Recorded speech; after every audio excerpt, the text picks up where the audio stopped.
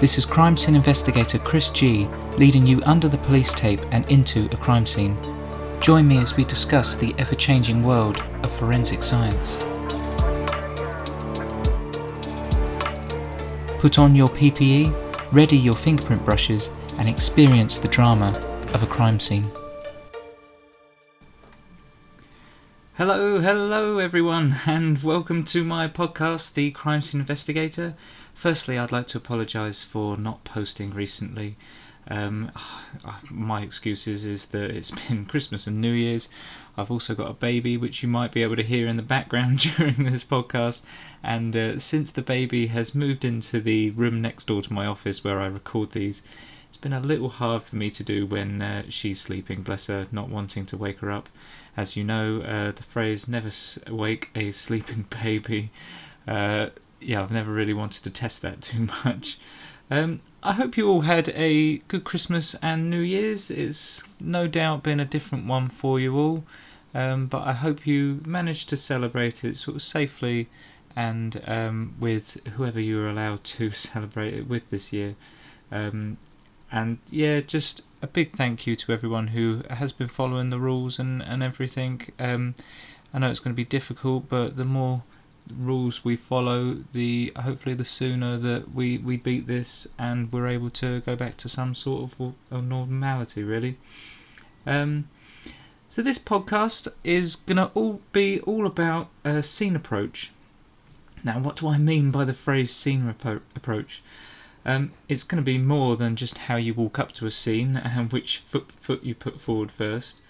So I'll try and get you thinking like a crime scene investigator and teach you how we control a scene, analyse the risk, and protect ourselves and the scene as well. So first up, I'll list the categories that I'm going to cover today.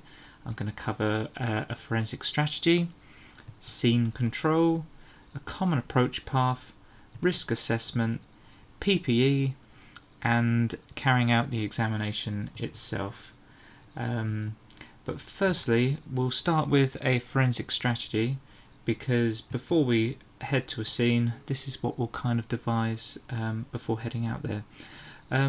So a forensic strategy is kind of like a shopping list of tasks for us to carry out that may assist the investigation.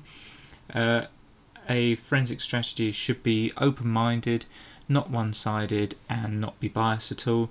So say, for example, if on your shopping list you're to recover some ketchup, there might be other brands of ketchup available, so you don't want to just go in there and just take the one thing that is on the list. It might be that you have to be a bit open-minded as to the brand of ketchup that you need to take. Trying to use an analogy, that wasn't a very good one, I'm afraid.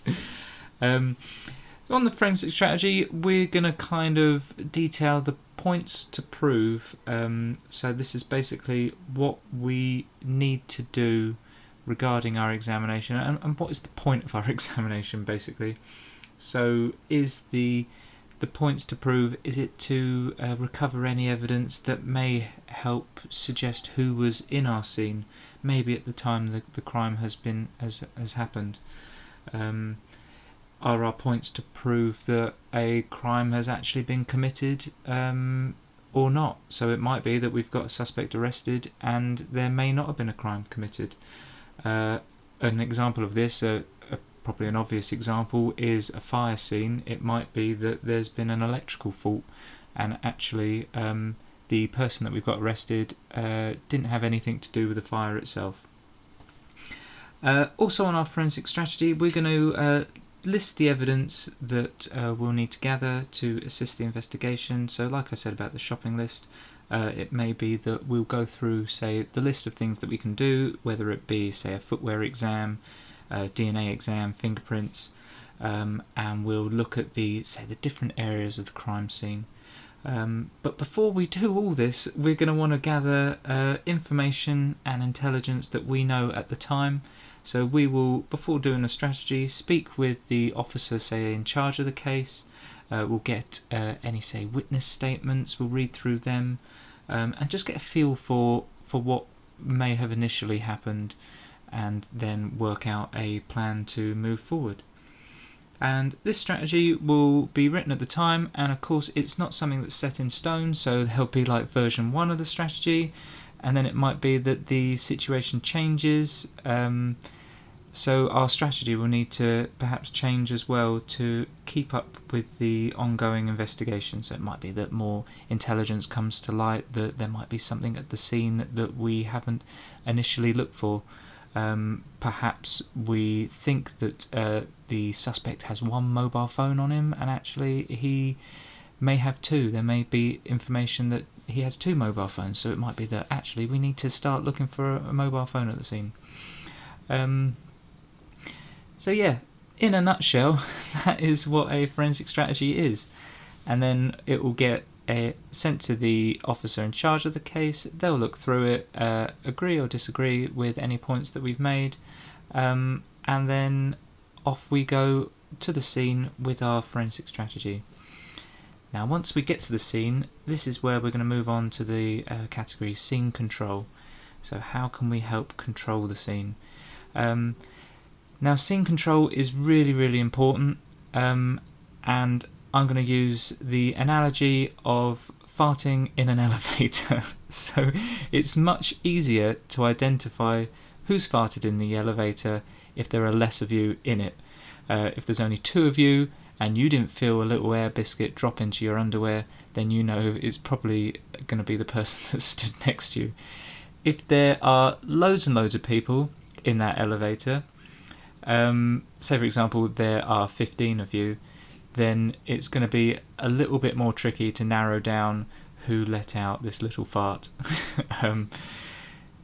If you've got no scene log as well of who's been in and out of the elevator, then you might have no idea as to who's been there legitimately, and left a little present in there for you all to smell. So that's why a scene log is so important, so you can record who's been in and out of the elevator in this analogy.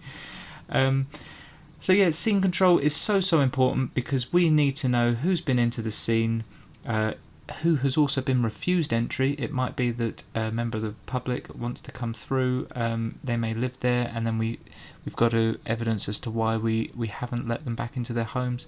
But more often than not, we will do whatever we can to ensure that they can go back into their homes and live somewhat of a normal life while we're working, say, on their doorstep. So scene control is there to also secure the evidence. So we'll say put cordon tape, as you've probably seen, the crime scene do not cross yellow tape, or you've also got the white and blue police tape. This is to prevent people coming in and out of the scene. It could be that you've got, say, a cigarette end, a crucial cigarette end that may have been dropped by our offender, but we want to secure the evidence to limit the people that are walking through the scene so they don't accidentally pick up that cigarette end on their shoe and walk it elsewhere. We might also put a cordon around the scene to prevent the risk to the public. It might be that, say, there's been a crash, there's been a big oil spill, and we don't want anyone slipping on it, or there could be, say, traffic lights down, and we don't want to run the risk of, say, electrocution or anything like that. Then that's why we'll put a cordon round in place, just to help prevent risk to, say, public and other personnel. Further reason for a cordon would be to reduce contamination within the scene. You may see us wearing, say, white overalls, our PPE. That is to prevent, say, our fibres, DNA, and we wear gloves to prevent us leaving fingerprints. And of course we don't want, say, anyone coming into contact with a crime scene after it's happened, leaving, say, behind their skin cells that, say, easily shed off, or fibres that may have been from your clothing. So yeah, we'll pop a cordon in place to reduce, say, contamination from, say, members of the public or police personnel that aren't wearing all that fancy PPE. That thanks to the coronavirus, everyone knows what PPE is now. We also want to protect the scene from the press as well. The reason for doing this isn't because we want to be secretive all the time, or we want to be obstructive to the press, but it's more to respect the family, and obviously we'll put out a press release as to what's happened, but before we release any key details, we may speak with the family beforehand, and we wouldn't really want the press to be, say, taking pictures of anything that the family would not want them to. However, another reason why we don't want to release too many details to the press initially would be to help provide a fair trial at court. We don't want the press to kind of come up with an idea as to what's happened, and for everyone to know about it before it goes to court, because it may be that the jury then get their kind of own idea of what's happened and they form an opinion before the court trial goes ahead. Our next category is a common approach path, or CAP as we will sometimes call it. A common approach path is basically us trying to avoid disturbing evidence that the offender may have left behind, and a kind of way that this is easily done is if we walk over the evidence without thoroughly searching it beforehand. So we'll lay out a common approach path, which will be more often than not a pathway that the offenders wouldn't have taken, so it's not going to be the logical place.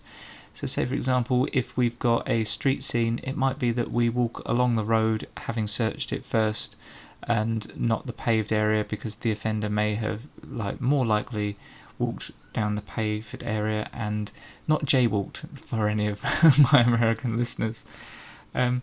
So yeah, like I said, we'll clear the area first, making sure that we're not trampling on any evidence, and then it might be that we lay out markers so we know where to walk up and down. So we can often utilise the crime scene tape this way, or we've got say little fluorescent markers that we can pop down on the ground. We've also got stepping plates. We play the game The Floor is Lava with our stepping plates. So when we're walking into someone's address, if it's a particularly, say, bloody scene, or if there's, say, fragile evidence on the floor, like fibre evidence, or footwear marks that we could easily disturb or destroy, we'll pop down stepping plates to make sure we don't tread on that.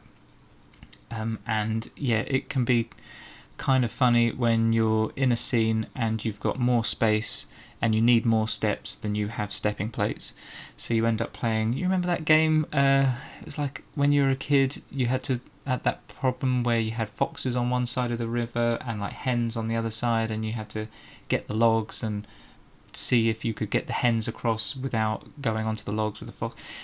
It kind of feels like a predicament like that, where you've got these stepping plates and you've got to think, right, I need to pick up that stepping plate so I can pop it there, then I'll be able to access there, but then hold on, I need to take a photograph that's on the other side of the room, I don't have stepping plates there, so what stepping plates can I salvage? Oh, it ends up being quite a headache, and yeah, a fun bit of problem solving until you're kind of stranded in the middle of the room without any stepping plates around you, calling embarrassingly for assistance. Our next category is risk assessment and health and safety.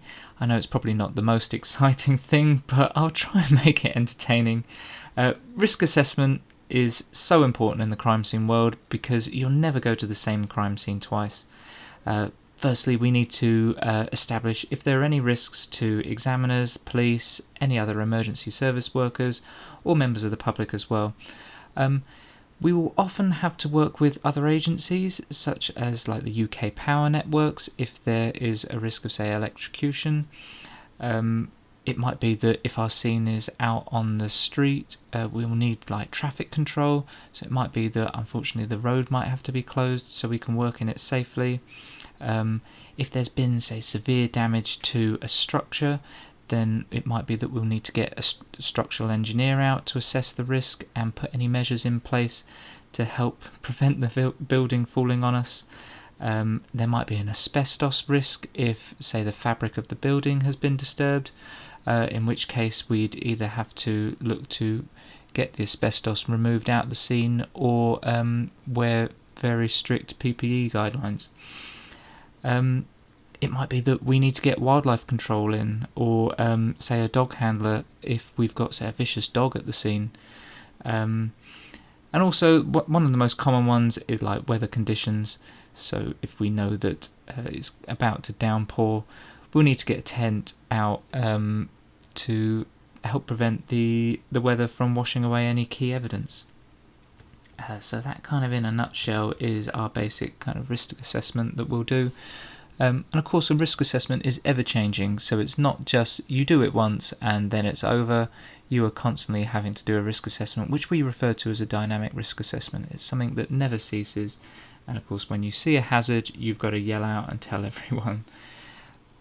Next category is PPE, and as I said before, PPE, thanks to the coronavirus, everyone knows what it is now. PPE stands for personal protective equipment. And we'll wear PPE relevant to the crime. So I'm not going to turn up to, say, someone's burglary in a full scene suit, mask, gloves. Well, in this case at the moment, I will wear a mask into someone's house because of COVID-19. However, I'm not going to go in my complete bunny suit because that would sure get the neighbours talking and twitching at the curtains. However, I'm going to wear all that at a very severe scene, because then I might run the risk of disturbing any real fragile evidence and leaving behind fragile evidence from myself that has nothing to do with the case.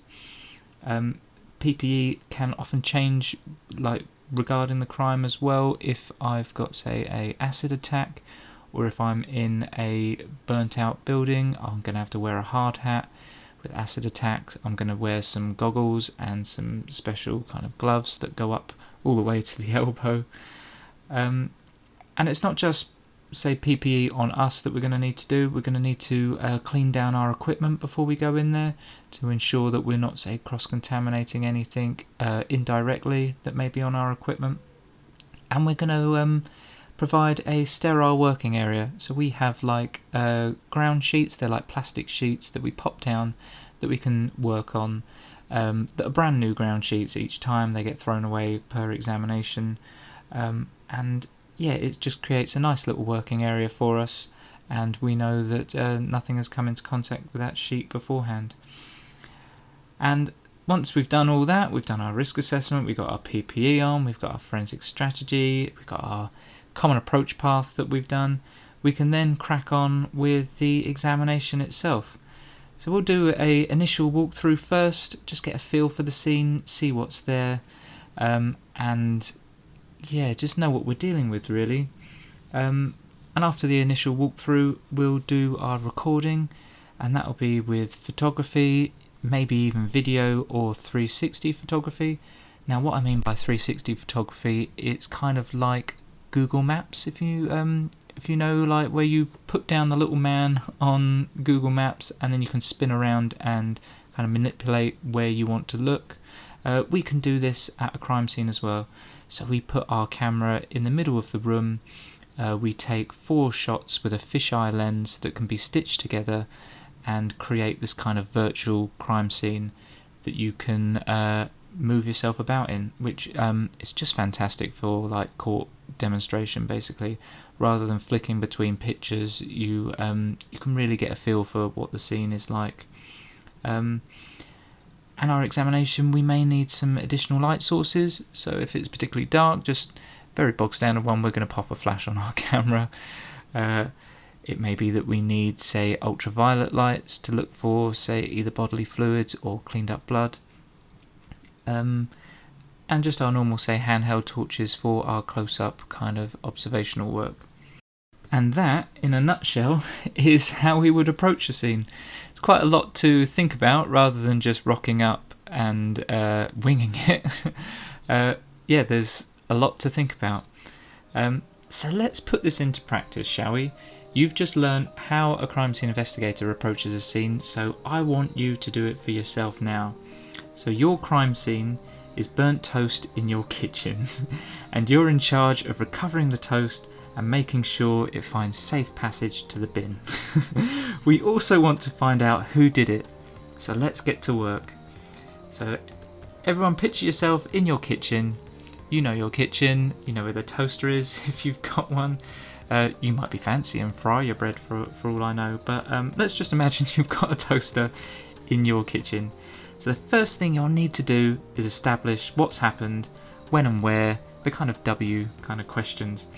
In this case, we've been able to find out information from the toast neighbour, Mr. Croissant. And Mr. Croissant last saw the item of toast in the cupboard early this morning, which means that the piece of toast has been burnt later this morning. It has also been found that the toaster has been suspiciously turned up to level 10 of toastiness. The toast was due to meet a crowd of baked beans, however it never showed up to the meeting. So there's our initial information that we've been able to gather. So something has happened in the early mornings, and the toaster has been turned up to the level 10. Who is putting the toaster up that high? So let's put together a forensic strategy.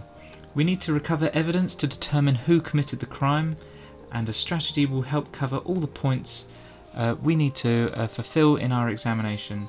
So a bullet point of the tasks we're going to carry out are as follows. We're going to do general photography of the address to show how someone might enter the kitchen, and close-up photography of any injuries to the toast. Have the crusts been removed in an act of rage? We'll soon find out. Recover any fragile evidence from the toaster, such as fibres caught in the opening. We're going to sample the heat dials, taking swabs of DNA and treating with fingerprint powders. And then finally we're going to recover the toast, packaging it well to avoid fragile evidence being lost.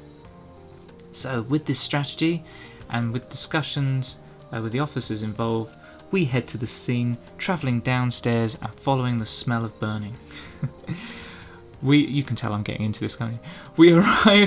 When we arrive, we call on the scene guard to man the door at the kitchen. We also get the windows scene guarded, as they have been opened. Have they been opened to climb through or ventilate the scene? Who knows? But we're going to scene guard them anyway, just in case. The front garden is taped off with crime scene tape to help protect any potential footwear marks in the flower bed, thinking that someone may have escaped out the window, but we're just doing this as a precaution for now. Before entering, we put on our PPE, in this case oven gloves and an apron. Now with the scene well guarded and a scene log in place, we are able to approach the scene and establish a common approach path. We're not going to take the logical route across the kitchen, but we're going to keep to the sides, go around the dog bowls, past the bin, and then towards the toaster. We lay out our stepping plates as we go, treating the floor as lava, and to protect any footwear marks and breadcrumbs that may have been scattered across the floor. We assess the risks, and we turn off the toaster at the wall to cut out the electricity before we commence our examination. Now we begin our photography, taking images from the four corners of the room, then long, medium and close-up shots of any key findings. Now we take shots of the four corners of the room so we get a good idea of the general layout of the entire room. Before moving the toast now, we recover fibres from the edges of the toaster. Using clear sticky tape, we pick up and dab down any fibres that are on the edges of the toaster, and then we place this tape onto a clear plastic sheet, which gets sealed into an evidence bag. Now the dial has clearly been tampered with. It's been set to full power. I mean, who would do such a thing? We're dealing with a real sinister chef here. We take wet and dry swabs from the dial, making sure we swab just the edges, as we'll need to examine the flat surfaces on the dial for fingerprints. We use a wet swab first to moisten the particles. In this case, it's likely going to be skin cells that have been deposited by the offender. And then once the wet swab has been completed, we go over the same area with the dry swab, which helps to capture any material loosened but not collected by the wet swab. Now the toast is ready to be moved out of the toaster so we can examine it further. The toast has clearly been in for too long, and injury photographs are taken, placing a ruler next to the burning so the extent of the injury can be documented. The toast is then placed into a sandwich bag and taken to the bin. Once we finish, we signed out of the scene and we let the officer in charge know of our findings. We advise them of the evidence we've recovered and our observations. Now the evidence we have from the crime scene, our crime scene investigation, and all the intel work that the officers have been doing behind the scenes, we've got overwhelming evidence against our partner who we live with, and they eventually cough to the crime. Maybe they'll think twice knowing they're living with an expert in toast crime investigation. So there you have it.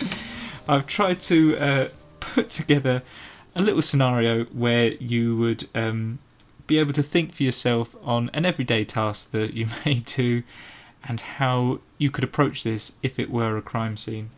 And I hope this has given you a insight into what we do, our thought process before heading to a crime scene, and maybe it's inspired you to become a crime scene investigator yourself. So yeah, put this into practice next time someone burns the toast. If I see two people dressed as police officers, say outside your kitchen, I'll think, oh, these people have clearly been listening to my podcast. But yeah, I hope that's been really interesting. And once again, sorry that I haven't spoken to you sooner. I tried to do these every 2 weeks, but what with work, a baby, and other projects that I've been doing for work, it's been a little bit tricky too. But I'll try and do them, say, once a month at least, so I can talk to you all and keep you up to date with the crime scene world that now involves toast. Anyway, stay safe everyone. Thank you so much for listening. Do subscribe to my social media at CSI Chris G, surname G-E-E. And yeah, let us know of any comments that you have. That would be awesome. Thank you ever so much everyone. See you for now. Bye.